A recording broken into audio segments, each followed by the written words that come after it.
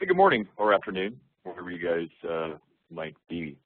I appreciate you guys spending your Friday afternoon, morning, or whatever it is, wherever you are. We're going to go over a few things today, just kind of generic WebEx. And I know that this also can be posted. I think Frederick Focus is kind of doing something on this as well. So you can probably go and check it out. But again, very generic as we go through kind of this this presentation. Obviously, in the 45 minutes or 50 minutes that I'll be spending on that, might have to fly through some things. But hopefully, you guys will have some questions either on the forum that can help maybe get into a little bit more.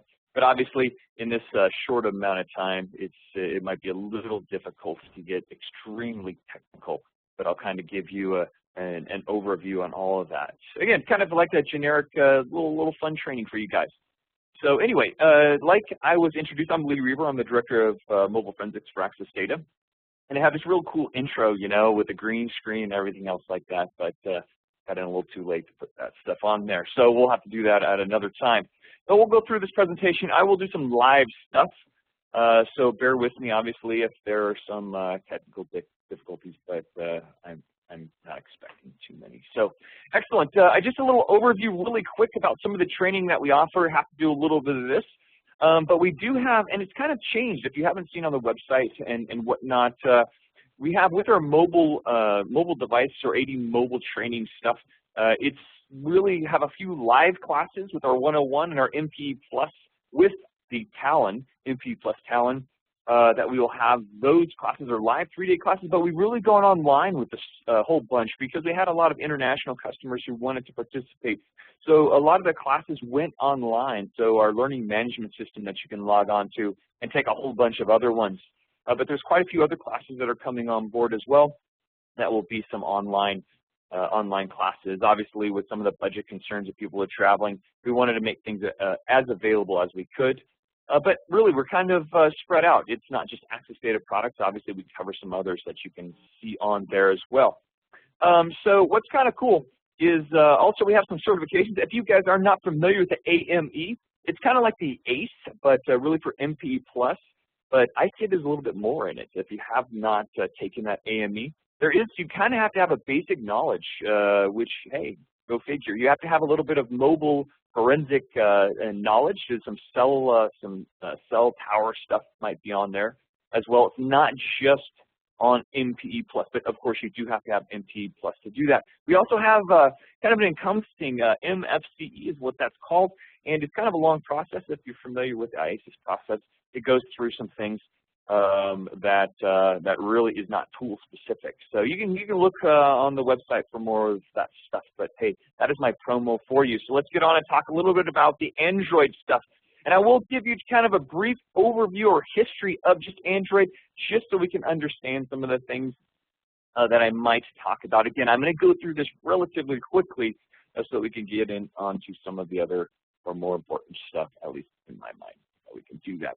So if we look at this, kind of Android really started, and back in, if you look at it in 2003, and I'm sure you've heard the name of Andy Rubin. You had quite a few of those, but obviously has gone through it. And if you guys are familiar with Danger was a company back in the day when I was processing quite a few phones that we just kind of hated because it was an active device. So there were a lot of things that were happening, and only the data stayed on it when it was attached to the network, which kind of sucked as an investigator, right, as you're going through with that. But obviously, he stepped down as the vice president here, and but continues to be and develop on some of that stuff. So obviously, Google that we have with the different or the handsets as we go through with the different versions, and then they put it into the handset alliance. But let's look at the versions. You know, obviously, I have some cool little pictures up there, and it's quite interesting. And if you guys know what the next one is going to be after Jelly Bean, I'm sure that you guys have all heard of the name, but all these great desserts. But there were a couple that were released before with our, it was a 1.0 and a 1.1 that were released obviously back in 2008 and 2009 kind of respectively. What you had a few of those like the Dream that you might, the G1, you know, on some of those older versions. Then we just kind of went into, obviously, the 1.5, 1.6 types with cupcake and donut, and then moving on to our 2.1 eclairs, 2.2, the frozen yogurt or froyo, and then obviously gingerbread. Honeycomb was really kind of just moving into with our tablet types, and then obviously with honeycomb, we took into some of the gingerbread and honey or ice cream sandwich, sorry, that we had that, brought that into it, and then kind of brought both of those in with the gingerbread and honeycomb, and then obviously the latest release of jelly bean. So why am I bringing all of this stuff up? Well, if you guys know some of these, they kind of change. There are different versions that you might see that are coming through. But if we look at the architecture, that's kind of what's important, because when we get into some of the malware and understanding some of the attacks and some of the things that are done, it really centers along, if you look at with the runtime that we have. Obviously, we're not going to talk about exploits, but that's more kind of looking at the kind of the kernel level. But we're going to talk about how these bad things happen on some of these devices, and it really, if we look at the runtime, because if you're familiar with the Androids themselves, like an APK file, right? An APK file in itself is exposed code, right? So you can disassemble that, and it has everything that you want to see in writing code, and that in itself does not run, right? So you have the APK file, and then we have some other things, and what really happens on the device itself is, if you guys are familiar with some code like JIT or just in time, so we have it occurs within or on the device itself, and then we start talking about these DEX files, right? So, or these the tablet VMs. So we have this APK file. It's then on the device itself.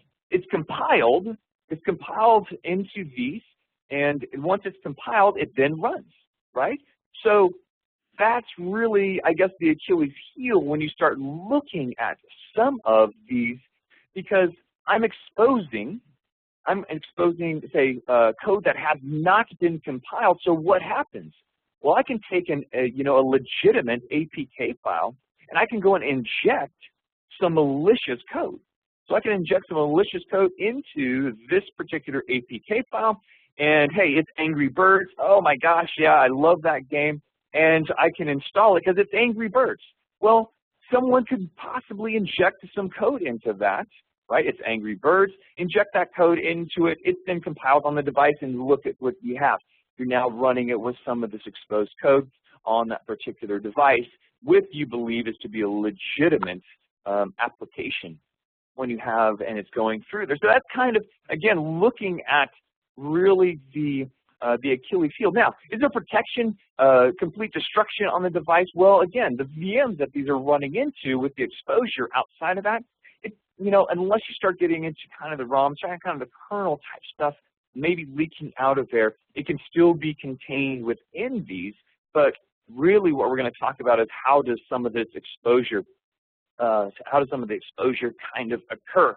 And in doing this, again, we're going to talk about how can we, as examiners, how are we going to go in and maybe take a look at this? So if you guys are familiar, we call Android, or with this OS, it's open source. Well, wink, wink, nod, nod. Not necessarily open source, because it is, obviously based upon with the Linux kernel, but there's some forks in the road, right? There's some forks in the road, some of the exposure that you might not have. But if you guys know, you can go to the Android with the developer site there. You can download the software development kit or the SDK. And what's great about that is that you can go and download a ton of these emulators. You can actually build the device, like the physical one that you're looking at, that has, the same processing power, the same SD card, the same internal components, and you can actually build that upon or in an emulator. Well, why is that important? Well, we're going to take a look at kind of building some of these, some of the emulators, and how we can really go about it. So I suggest, if you're familiar with any type of VM, if you're looking at VirtualBox, VMware, anything that you can go and you can take and build an image, and then be able to install, say, the SDK, run some of the emulators, and then some of the other tools that we're going to talk about, like APK Inspector, if you want to run Wireshark, you know, if you want to run Eclipse, bring that into that area, and now it's your sandbox. And you know, you've probably seen out in the wild and some of these others that they're just VMs that do a lot of this based on Linux. And that's really what I've done. I've built this homegrown one, but you can go and get some of these environments that you can do some of this testing that we're going to actually talk about here as I rush to go through all of this stuff. But anyway, you want to kind of build it up and build your standard VM if you have that, because it allows you to do several things without exposing, obviously, the underlying system or the host system to some of these. So we're going to take a look at that. So really, how do we do this? I'm going to go and jump into actually a Linux environment right now, and all we're going to take a look at is, say, the emulator. How can I go in and run the emulator? What might it look like as we go through that? So I'm just going to jump into, see if I have something on here, if it will actually allow me to share this. So let's go in here, and I'm going to try to share this application. Hopefully you guys can see it on here. I am hoping. If you cannot, scream and yell, and I just might see it. I don't know. All right, so let me go here, and we'll try this one more time. Okay, so if I'm taking a look at this, again, it's just standard with the Linux environment, and we're going to do a couple of things. You can do it one of two ways. If you do have it installed and you do have a Linux, you can fire it up simply. You can go into and fire up Terminal, and then with Terminal itself, we can do a couple of things. We can go, if we have the SDK installed, we can go Android and say AVD, and what that does, it brings with, or inside, it gives you the AVD, or the Android Virtual Device. It goes and gives you your little pane for your device manager. Inside with the device manager itself, you can go in and either edit this current one, or you can build a new one. Obviously, you can see that we're built upon the 2.2. You can build it upon with a 4X. Whatever you want, you can build it with that particular platform. So obviously, that is one way that we can go ahead and start it. We can start this simply by hitting the Start button. It's going to obviously give us this information, and I hit Launch. Once I do that, it's just going to start the emulator up, and you're ready to go. Now, another way that we can also do this is you can go and run this from Terminal as well. And if I run it from Terminal, I can go ahead and just type in, if you say I already have one. This one is called Android Malware Device, and we'll look at this again here in a little bit. But it's Android Malware Device. I can go in and start at the if you're writing this stuff down, I can start from the terminal, and I can just type in emulator space @ with the little @ sign, Android Malware Device, whatever the name is of your AVD, and boom, it's going to fire that particular device up. But you know, we did it the kind of easy way by doing the AVD manager, and it allows us to go into that and start it. So, but now you have an emulator starts up, and if you have not messed with the emulator, it's really cool. It allows you to go and you can build an account. But the best part about it is you can go and take malware and you can put the malware on it and see what happens, right? Without blowing something up. You might suspect some malware. Hey, maybe you install it in the emulator and see what's going on. So again, that's a great way to go in and you know, and tie some of this information in. But make sure that you're building it, because again, it's an opportunity for you to one, not only test some of the Android devices, but look at some of the malware. Because I can take this and I can hook it up, and I can actually process it with MPE+. I can process an emulated device with data on it with MPE+. So, I mean, again, or whatever tool that you're going to use, you can go and hook up to this emulator and process it, because it is seen as a device, right? It might be a virtual device, but you still can go and process it. Obviously, so here's the emulator if you're looking at this here, and it gives you everything else. I mean, I have all my applications. You can go and navigate through this entire thing by clicking on a lot of this information that you might have. Here's all the applications. Fantastic. You can go through every single one of them. Looks like there's some good ones, right? So I can actually go through all of these. I can go into take a and look at my settings, do all that great stuff. So anyway, that's the emulator. We're going to get back into the presentation here and then we'll come back to this in just a minute, because now we're going to talk a little bit about some other items. So I'm going to go back and see if I can go and share this again to my slideshow. So we're going to go back over here. Okay, excellent. So let me share that again, and we'll get going. All right. So, okay, excellent. I'm going to go and minimize this, and we'll come back into it. All right, so we should be back up here watching this with the presentation. Now, malware. Now let's talk about really what you guys kind of came to do, came to look at some of these. But let's just first talk about the malware in itself. So we look at malware, and you know, obviously, you guys aren't going to be talking, but really, what is malware? Well, easily, right? It's just malicious software, right? Combine both of those. But we really think about malware, and we think about it kind of on computers. But what does malware do? Well, malware just, you know, makes you mad. Malware is going to go in on, say, on your system. It can do several things, right? It can spy on you. It can send information out. It can, you know, shut a network down. You can remotely access stuff like that. And then I'll talk about also billing for premium services. That's kind of the kicker when we start talking about some of these mobile devices. But you know, 0 day, you guys have heard that. That's pretty much when the system goes, oh crap, and that's when obviously our designers they do find, and it is that first day or that first event that they have that little whoops, we probably better do something about it. Obviously, just with the different vulnerabilities. But let's look at, and now this is quite interesting if we start talking about the simple numbers, right? So we say that the amount of malicious Android apps, 1 million, that will reach 1 million in 2013. And then if you look at some of these different reports, they say that, okay, in 2012, there were 350,000 malicious and high-risk apps that they had with some of these samples. But now they say it's going to obviously can increase to over, or that obviously rose with over 1,000 of them. But now they say that they're going to do 650,000 pieces of malware in the upcoming year. So if you look at this, if you think about Windows, right? Windows, the malware, and we're looking at with just now we're talking about Windows.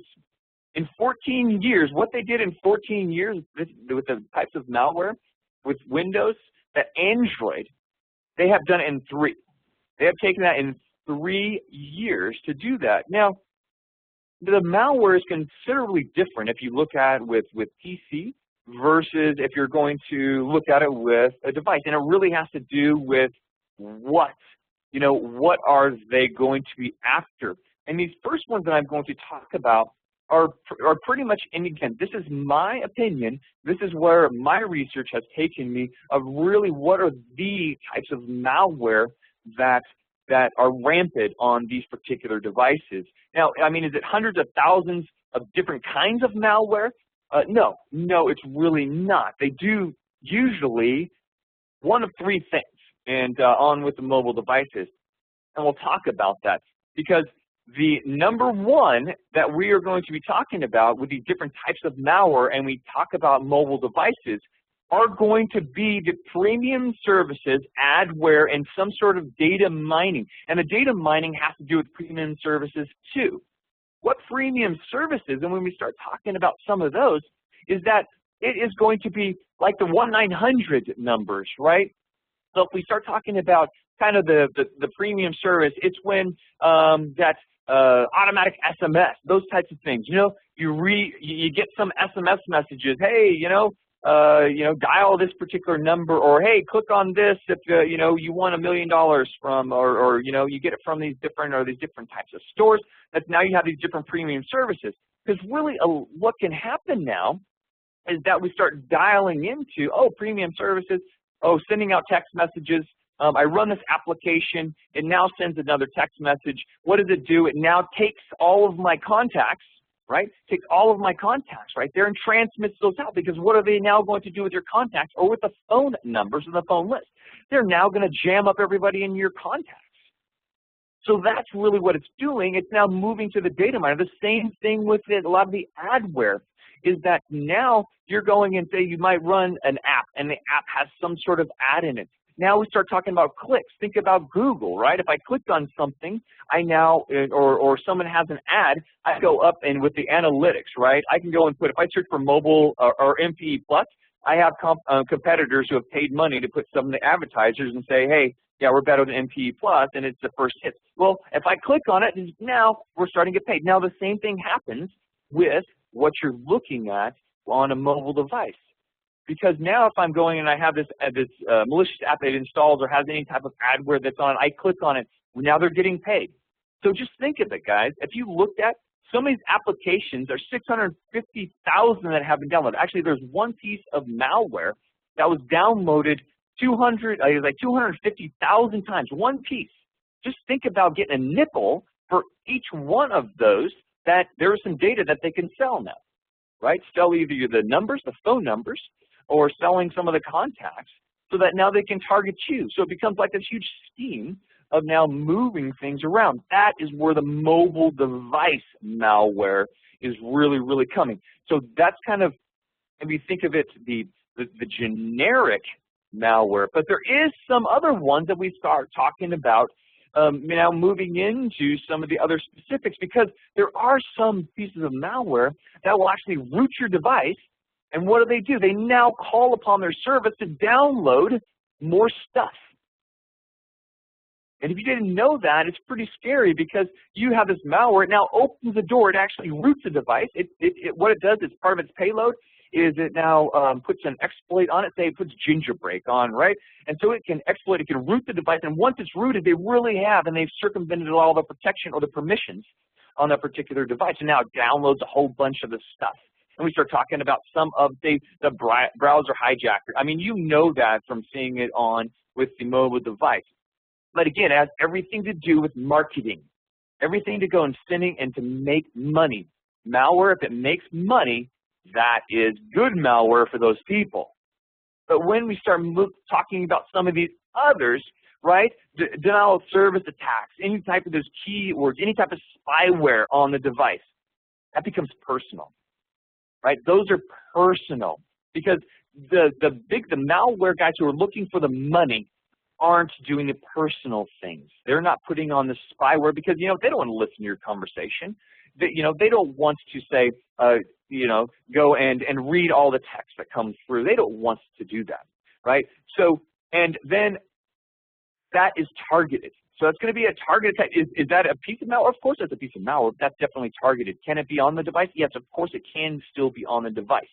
But it doesn't make a whole bunch of money. It is just to wreak havoc or to, find out where somebody might be, which obviously comes on to the others that I'm not even mentioning with the viruses or rootkit and those type of Trojans. Those are the more that you can see on and you're familiar with, I'm sure, that you've seen on with the computer stuff. Another graphic if we look at it, but number one, like I'd mentioned before, is if we look at the premium SMS. That is what it's all about.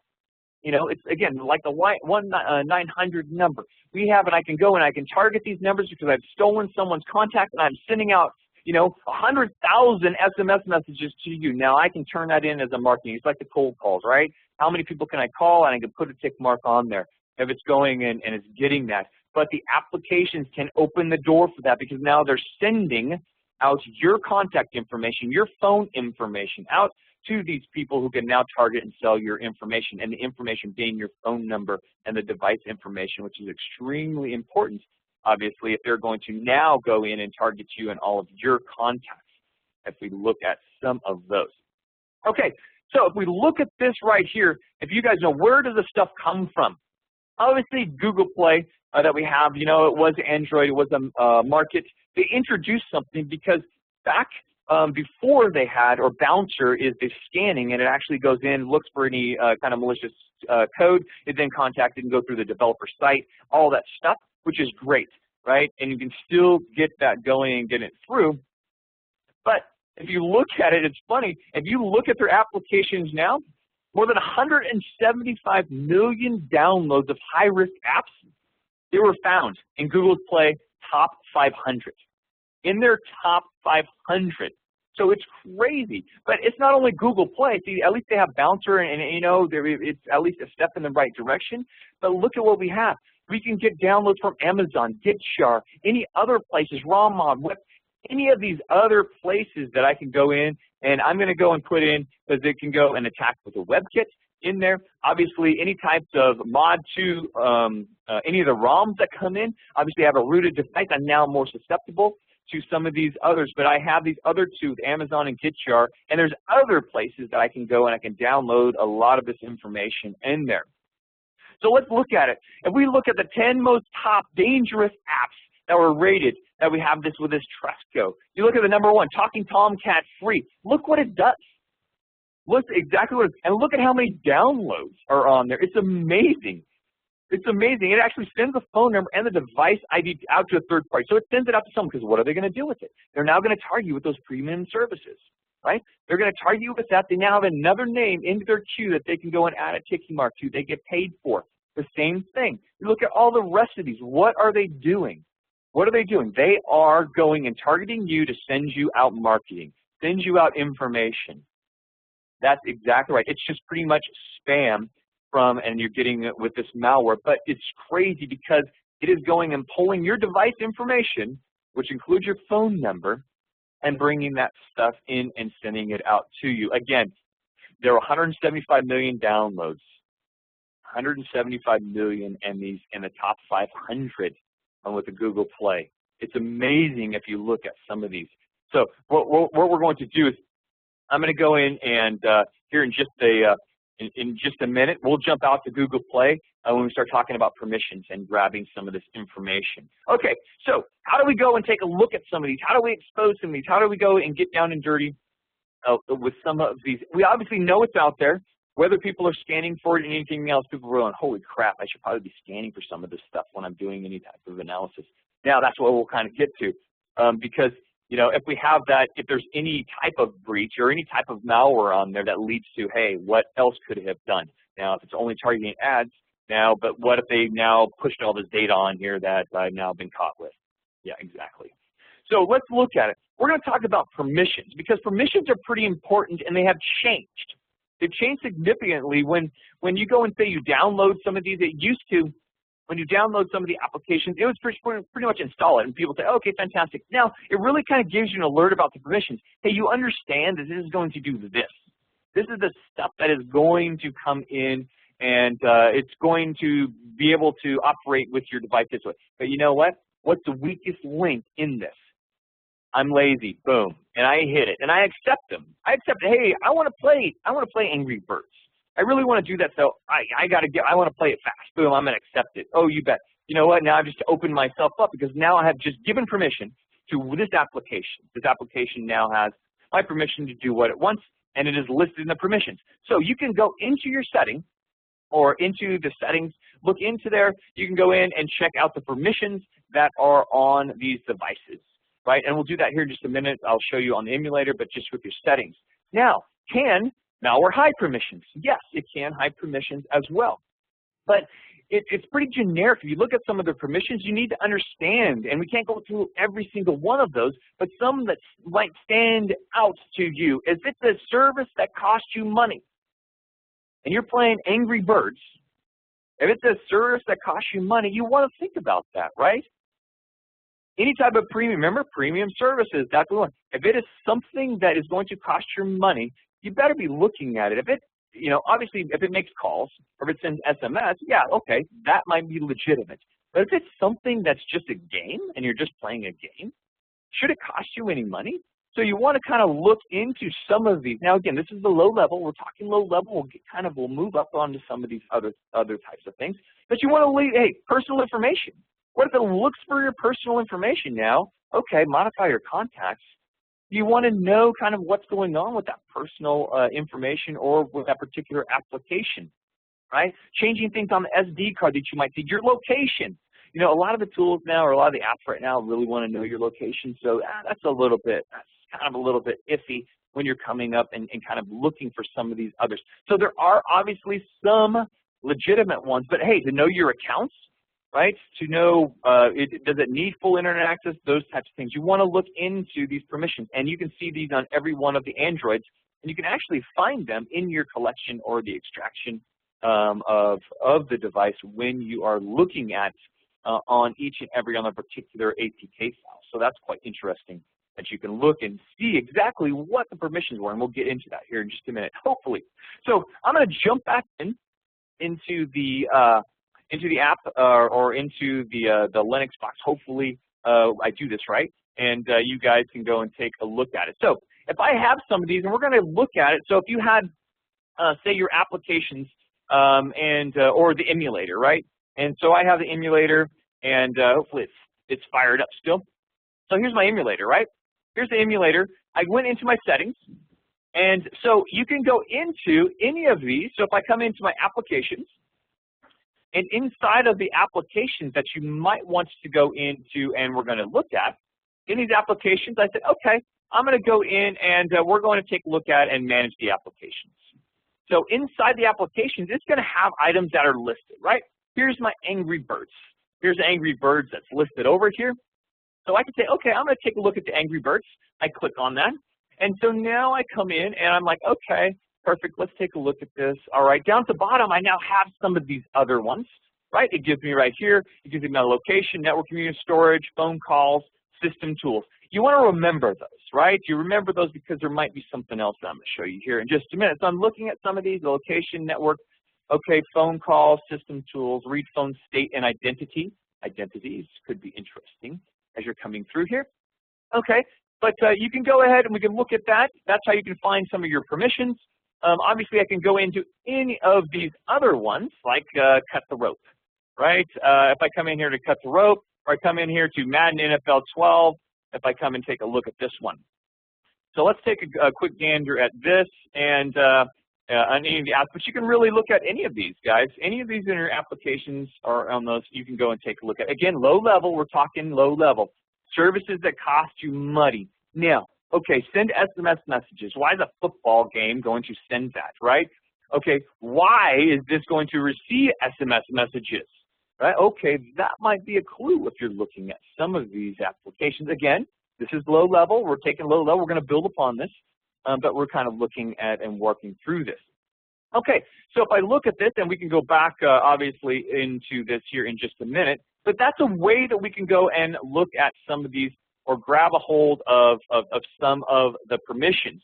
Now you understand what permissions are. It allows how the application is going to go and run and how it can go in, and we can take a look at it. Okay, so I'm going to go in here, and I'm getting like a 30-minute here. Okay, perfect.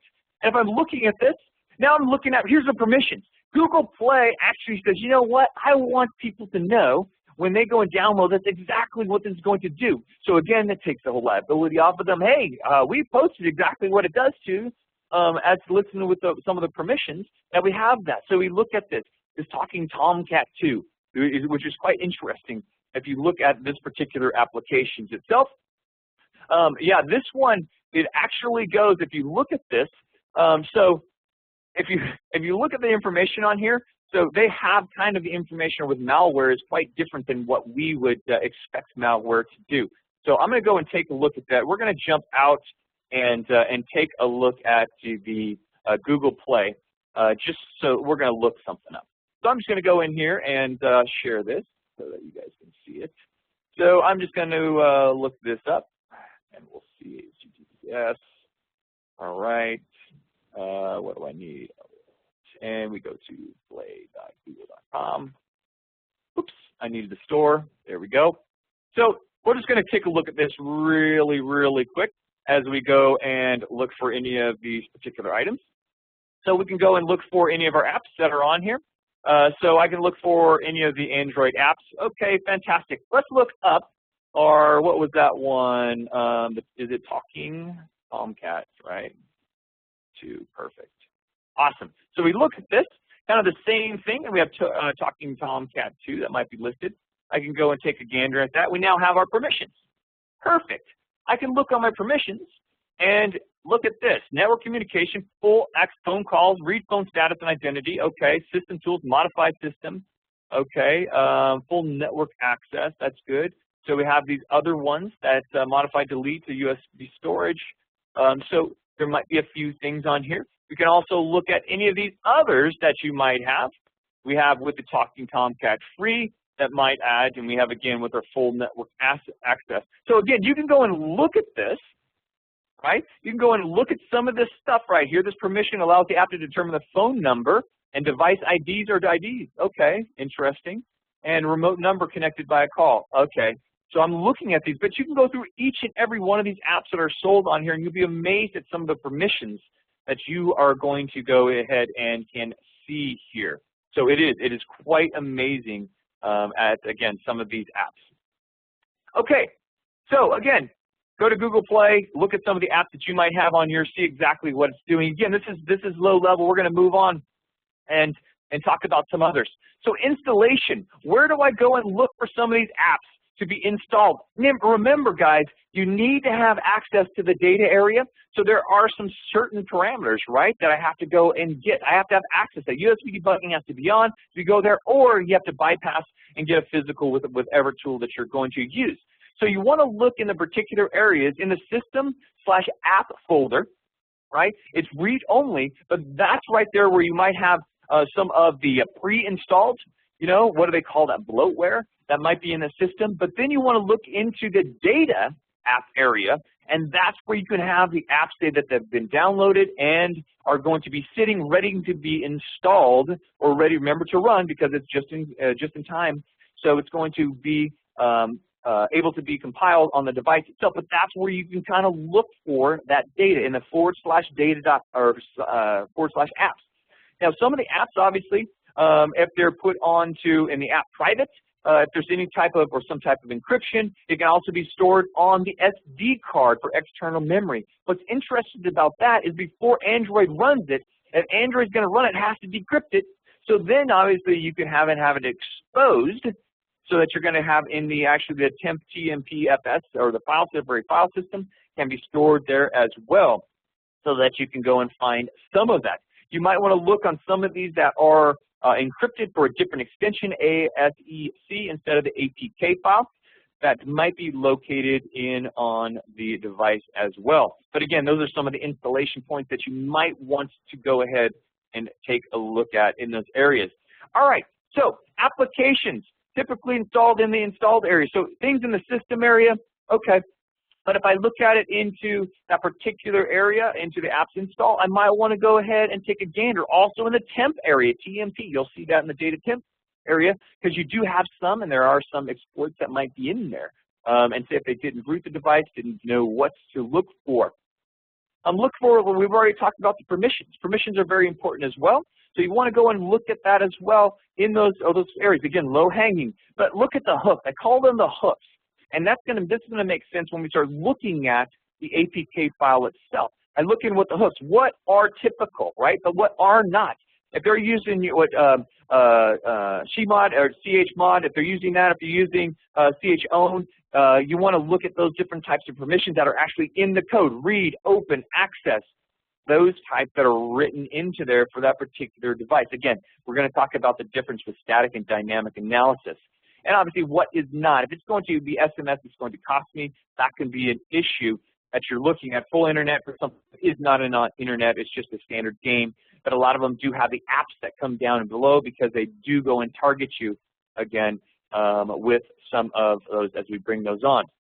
Okay, so but what we're going to do is I'm going to talk a little bit now, and we're going to look at move on to a different type or the application, because we can go ahead and utilize, and I'm going to jump back into the VM that I might have here, and I'm just going to minimize this for now, but I might want to go ahead, I'm going to take a look at this with Eclipse. Eclipse is quite interesting. I'll get into this in just a minute, but any of the devices that you might have attached, you can still view the File Explorer. And I'll talk about either live devices, and you can even do the emulator and actually go through any of these particular items, looking into the particular area that you might want to have into it. So you can grab that and look in the file system. Again, that's with Eclipse. You can mount live devices into this. You have to have some of the plugins to that to set it up. You don't have time to walk through kind of the setup. with that, but you can go through the file system again like an emulator or with the live device itself.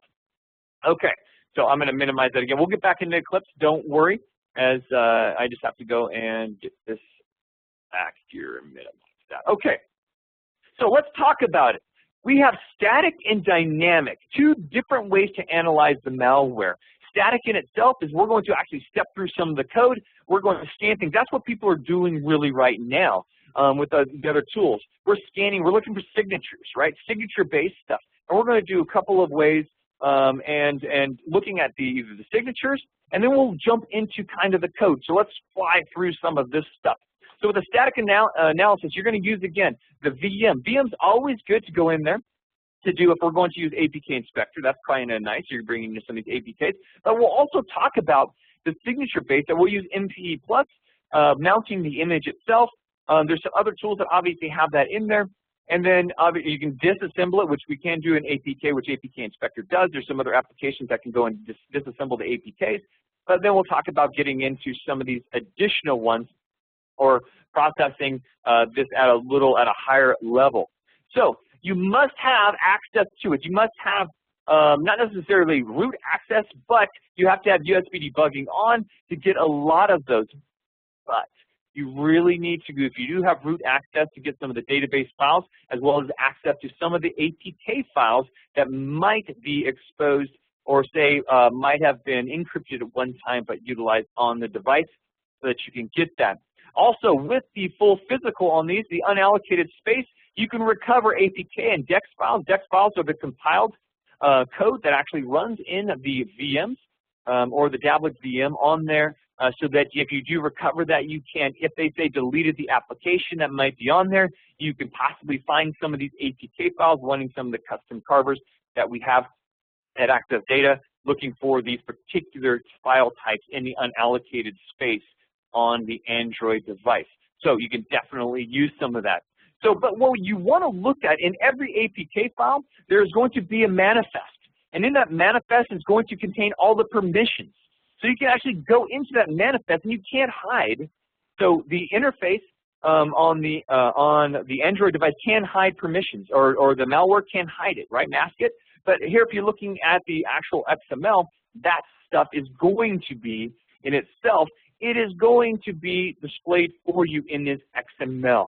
So you can see all the permissions in there, and actually we'll take a look at that here as we go into and look at the interface itself.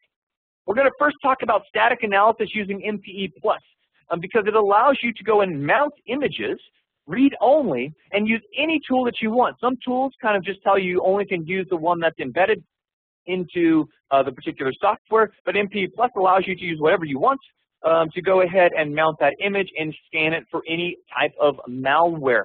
So what we do is on the interface itself, you simply mount the image. You then pick your image file. You then go ahead and hit mount. It now mounts it read-only. You can now go into that file system, simply right-click on it, use your custom signatures, whatever software you use, 4 or 5 different types of malware software, run it against that mounted image to detect any of that. Here in this slide, I'm going to use this house call. It's free. You can download it, and it actually does a fantastic job with Android malware. It does a great job. So what you do is you just mount it in MPE plus. I now go to the settings. I now set it to do custom scan. I now set it to the mounted drive. As you see here, I have it selected as the mounted drive. Once I do that, I now hit scan now. As I scan it now, it's going to go and walk through. It's going to look for any type of results that you have, and it now lays out the particular items that you're going to have listed into the interface. So it's pretty cool. And now HouseCall does something even better. You can view the details on a particular type of malware because you might get some false hits, right? You can go and look at this, and you just click on it, and now it takes this out, and it gives you really what is it?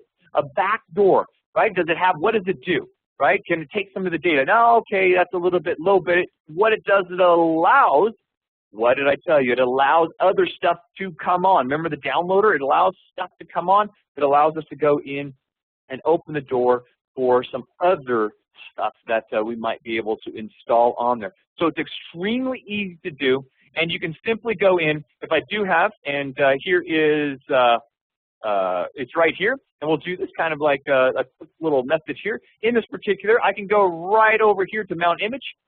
That is on the MPE interface.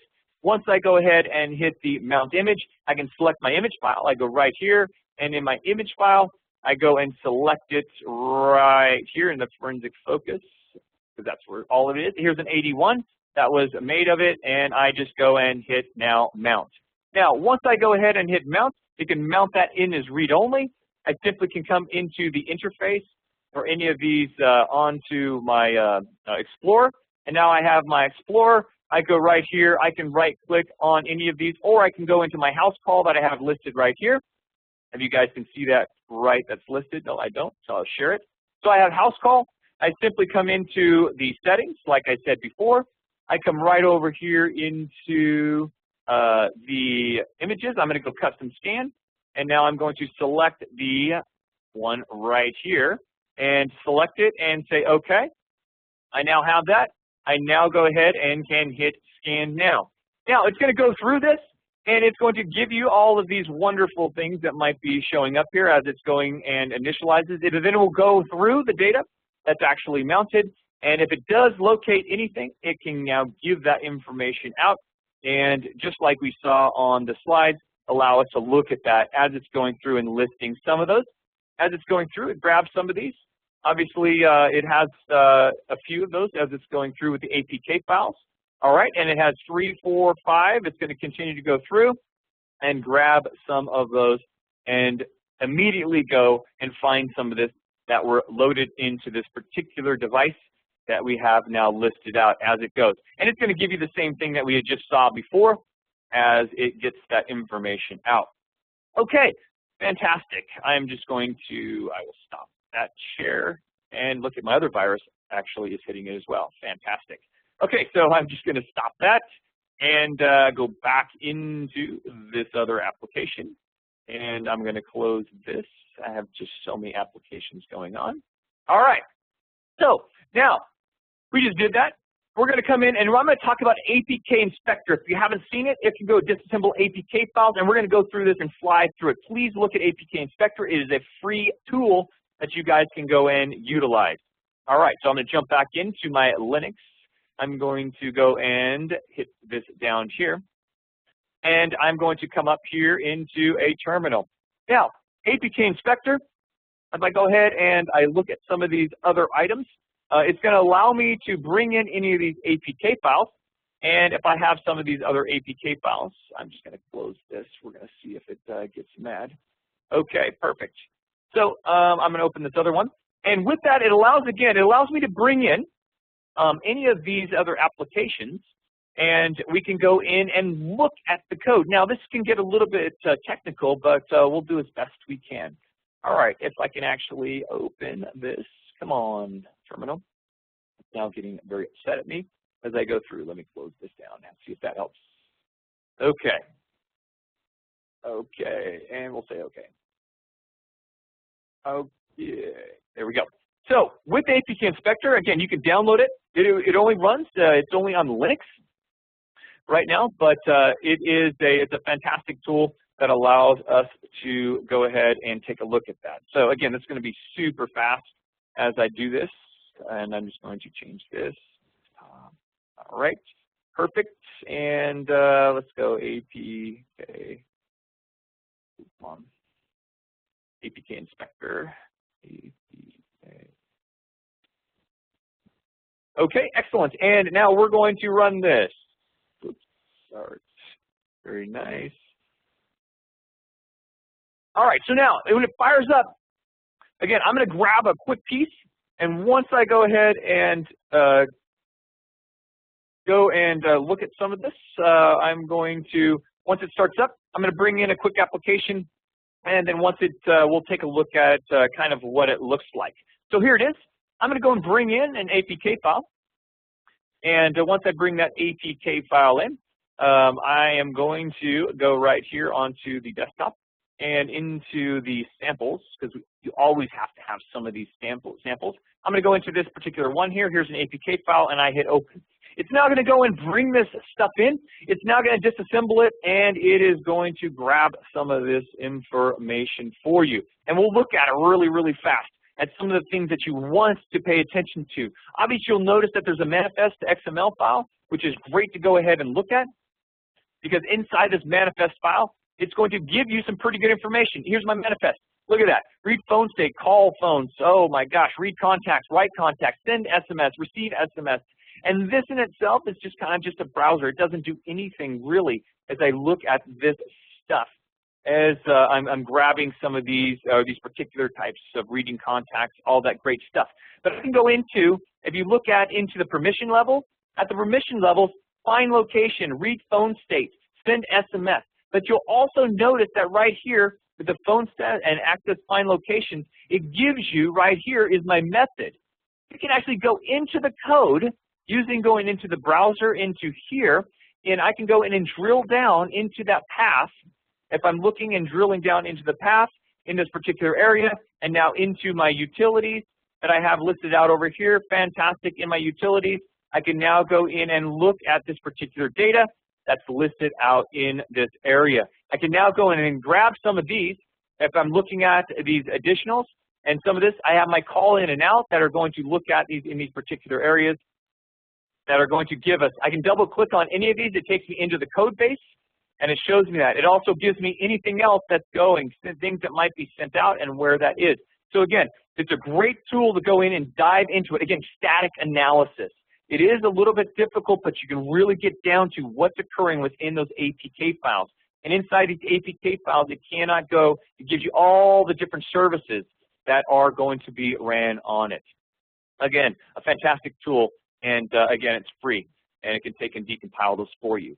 Okay, so dynamic. Dynamic is when it gets really fun, and I'm flying. I got like 10 minutes left, actually 9. Okay, so if I'm looking at some of my dynamic stuff, as I'm going, this is when we start talking about doing live. So I'm actually have a live device, and I'm bringing this information in with a particular live device, or I'm using, say, capturing some data on these others, right? And what that allows me to do is actually see what's occurring behind the scenes as I'm going through it. So we're going to use a couple of things. I'm going to use Eclipse, and I'm also going to go ahead and use Wireshark as we go and look at some of these. So what I'm going to do is capture this traffic, and now I have the information. I actually run these apps, and I capture the information that's going on as it is flying through either Eclipse, or if I'm going to run Wireshark to get the TCP stuff. So again, very, very important, because what happens is you actually uncover this type of stuff. You'll find out if you look at these captures that, hey, this is going in out to China. This information is going out to China. They're storing that information. Now they're selling that. So if there's a connection, a TCP connection with some of these applications to this particular area, that's kind of a red flag when you look at the information that might be getting transmitted, be it your call, be it your contact, be it your SMS. That information goes out, and you can show all of that using these two tools as we look at right now. Okay, so as we'll finish up, I'm just going to jump into this. I'm going to close this down. And actually, I'm going to go ahead and I'm going to see if Eclipse, if we still got that kind of going. All right, I'm going to start this up. So what I'm going to do with Eclipse right now is I am going to go in, and I have a live device. I actually have a live device hooked up to this. And if I have this with this live device, oh, great. Okay. Okay, so hopefully this my device is going to show up here. Okay, so here's my device that I have listed. Here's an HTC. It's an actual live device I have plugged in. Look at this. Look at all the information that's flying out through here. So what's nice is I'm going to clear this right here. And I'm going to go onto this. I'm just going to show you really quick. I'm pressing the buttons on the phone. And as I'm pressing the buttons on the phone, look at the information that's flying through there. Right? You'll see information like email and email that might be coming up, my Wi-Fi state. As I have the logcat, which you guys are familiar with if you have Linux. So I can press anything here. I'm going to go in and I'm going to clear this because I'm going to press an application. So here is messages. I'm going to hit messages. Look at this. You'll start seeing everything that's going and everything that's happening with all of this. Your Wi-Fi, just all kinds of information that might be coming out through here, all the info.